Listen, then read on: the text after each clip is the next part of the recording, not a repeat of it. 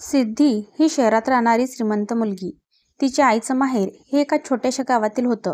ते गाव खूप छान आणि निसर्ग सौंदर्याने नटलेलं होतं. सिद्धीला मामाच्या गावाला जायची दरवर्षीच खूप ओढ असायची. तिथे सर्व लोक शेती करायचे. गावात सगळीकडे शेतीच होती. सिद्धी आता कॉलेज शिकत होती. आई व तिच्या मामाच्या गावी एका नातेवाईकाच्या लग्नासाठी गेले असता सिद्धीला तिथेच राहायचे होते.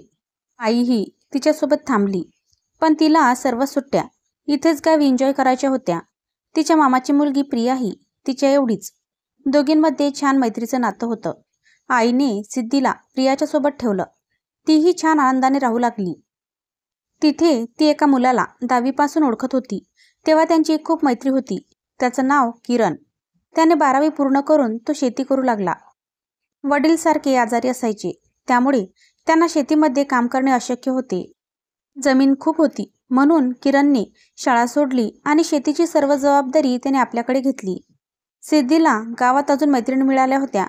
सिद्धी आणि प्रिया रोजच स्कूटीवरून फेरफटका मारून यायच्या. सिद्धीला शेतात फिरायला खूप आवडायचं. ती आवडीने मामाच्या शेतात जायची.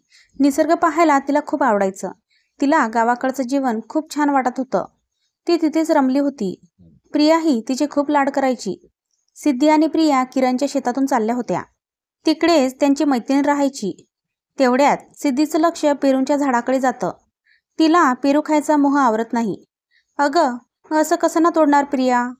सिद्धी, थांब, मी बघते कुणी आहे का इथे. किरण तिथेच असतो. तो तिचं बोलणं ऐकतो. मी त्यांच्यासमोर 5-6 पेरू त्यांना देतो. खाऊन तर बघा की पेरू खूप गोड आहेत.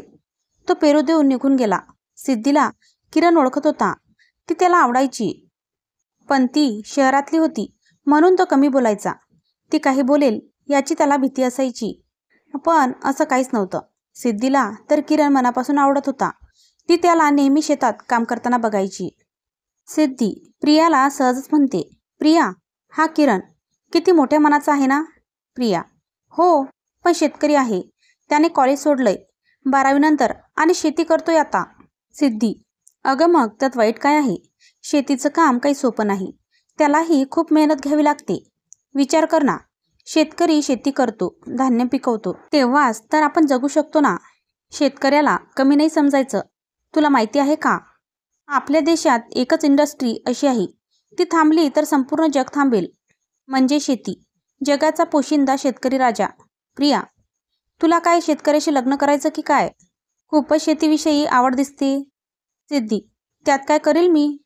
प्रिया, हे सिद्धी, तू एवढी शहरात राहतेस, चांगली शिकली आणि नोकरीही लागेल तुला, आणि तू काय शेतकऱ्याशी लग्न करायचं स्वप्न बघते? वेडे. अरे, तुझ्यासाठी तर मुलांची लाईन लागेल. हे गावाकडचं वगैरे स्वप्न सोड. सिद्धी, प्रिया, जाऊ दे, तुला नाही कळणार. सिद्धीला गावाचं वातावरण खूप आवडायचं. ती रमून जायची इकडे. जेव्हाही सिद्धी गावाला यायची तेव्हा ती किरणला बोलायची. त्याला नेहमी ती बघत राहायची. किरण सिद्धी बोलली तर बोलायचा. त्यांची मैत्री होती. तरीही किरण सिद्धीला बोलायला घाबरायचा. कितीही केलं तरी ती शहरातली मुलगी. त्याचंही तिच्यावर प्रेम होतं. ती त्याला आवडत होती. दोघे कधी एकमेकांच्या प्रेमात पडले ते त्यांना समजलंच नाही. प्रिया नेहमी सोबत असायची, म्हणून किरण दिसला तरी सिद्धीला त्याला बोलता येत नसे.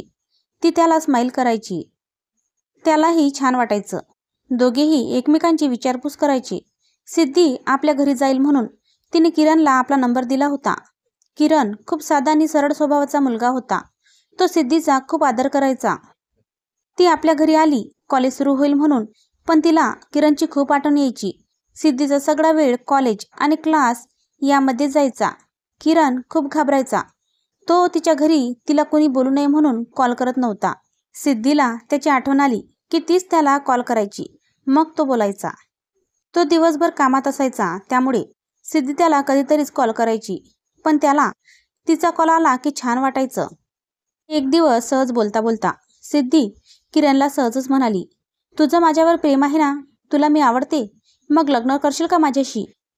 किरण, मी लग्न करायला करेल ग तुझ्याशी, पण तुझ्या घरचे कसे तयार होतील आपल्या लग्नाला? मी एक साधा शेतकरी आहे. तू शहरातली आहेस, तुझे बाबा नोकरीला आहेत. सिद्धी, शेतकरी असल्याने काय होतं मग? किरण, हे कसं शक्य आहे? तुझ्या घरचे विरोध करतील. जी स्वप्न पूर्ण होणार नाहीत ती न पाहिलेली बरी. सिद्धी, गप्प बस, काही सांगू नको. मी तुझं मन ओळखते ना, तेवढं पुरेसं आहे मला. आणि तू शेतकरी आहेस म्हणून काय झालं, हे पण नोकरीपेक्षा कमी नाही. स्वतःला असं कमी समजू नको. सिद्धीचं शिक्षण पूर्ण झालं. तिचे आई बाबा तिच्यासाठी लग्नासाठी मुले बघू लागली. तिच्या बाबांचं म्हणणं होतं की मुलगा चांगला शिकलेला आणि नोकरी करणारा असावा, वेल सेटल्ड असावा, थोडक्यात आपल्या बरोबरीचा असावा. तेव्हा सिद्धीने मला किरणशी लग्न करायचं आहे हे आपल्या आईबाबांना बोलून दाखवलं. कारण तिला श्रीमंत मुलापेक्षा समजून घेणारा आणि आपल्यावर मनापासून प्रेम करणारा हवा होता. तिच्या आणि आईबाबांच्या विचारात तफावत होती. सिद्धीला श्रीमंतीपेक्षा सुखी असणं जास्त महत्त्वाचं वाटत होतं. ती किरणसोबत राहू शकते हे तिला वाटत होतं. सिद्धीच्या या बोलण्याने आई बाबा दोघेही चिडले. सिद्धी, तू आमची एकुलती एक मुलगी आहेस आणि असा जर शेतकरी जावई केल्यावर लोक काय म्हणतील, हा विचार केला आहे का? आणि किरणमध्ये काय पाहून तू त्याच्याशी लग्न करणार आहेस? गावात राहणारा साधा शेतकरी आणि शिक्षण तरी आहे का त्याचं एवढं, आणि तू त्याच्याशी लग्न करायचं म्हणते. आईही सिद्धीला खूप बोलली आणि सांगितलं त्याचा विचार करणं सोडून दे. त्यांना शेतकरी जावई नको होता, पण ते त्यांच्या मुलीचं मन ओळखू शकले नव्हते. त्यांना श्रीमंती, स्टेटस, परिस्थिती, घराणं महत्त्वाचं वाटत होतं. तिचे बाबा तिला म्हणाले, लग्न म्हणजे खेळ नाही बेटा. बिचारी सिद्धी सर्व ऐकून घेत होती. अगं, शेतकरी म्हटल्यावर तुला शेतात कामाला जावं लागेल. काय भवितव्य आहे सांग ना. तुला कसं सांभाळणार तो? तुझी स्वप्न, तुझ्या इच्छा, तुला जे पाहिजे ते सगळं आणून देऊ शकतो का? सिद्धी, बाबा माझी आहे ना तयारी. मी सगळं समजून घेऊ शकते. मी त्याच्याबरोबर सुखी राहू शकेल हे माझं मन सांगते मला. जो शेतकरी सगळ्या जगाला पोसू शकतो तो मला का नाही सांभाळू शकत? जो सगळ्यांच्या गरजा शेतीतून भागवू शकतो तर माझाही विचार करू शकतो ना.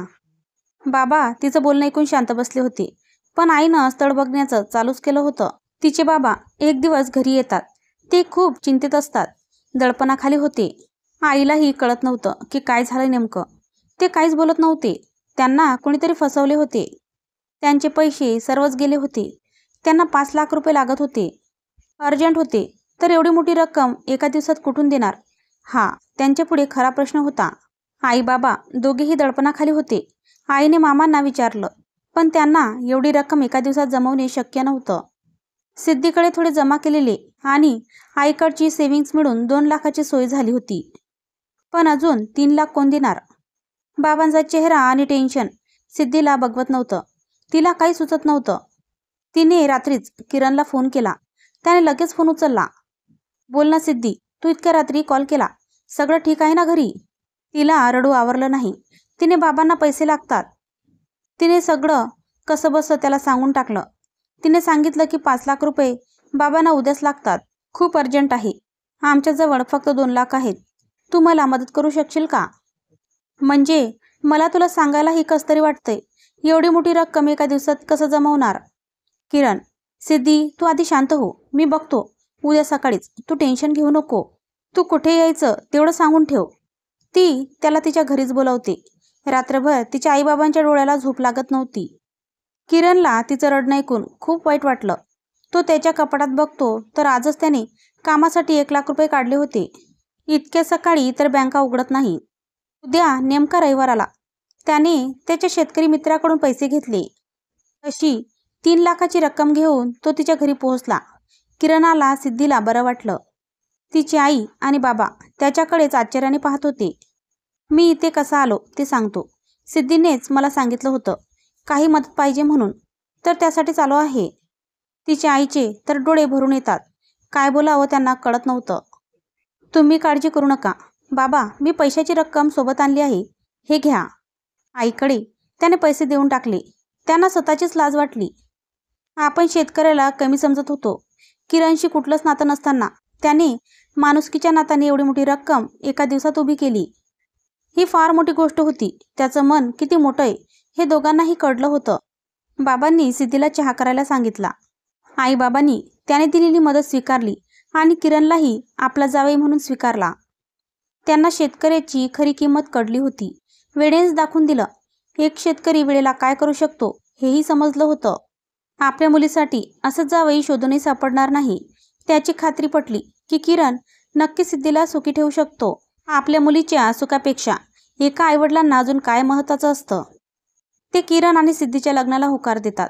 शेतकऱ्याला कधीच नाव ठेवू नका आणि कमी समजू नका. शेतकरी अख्ख्या जगाला सांभाळतो.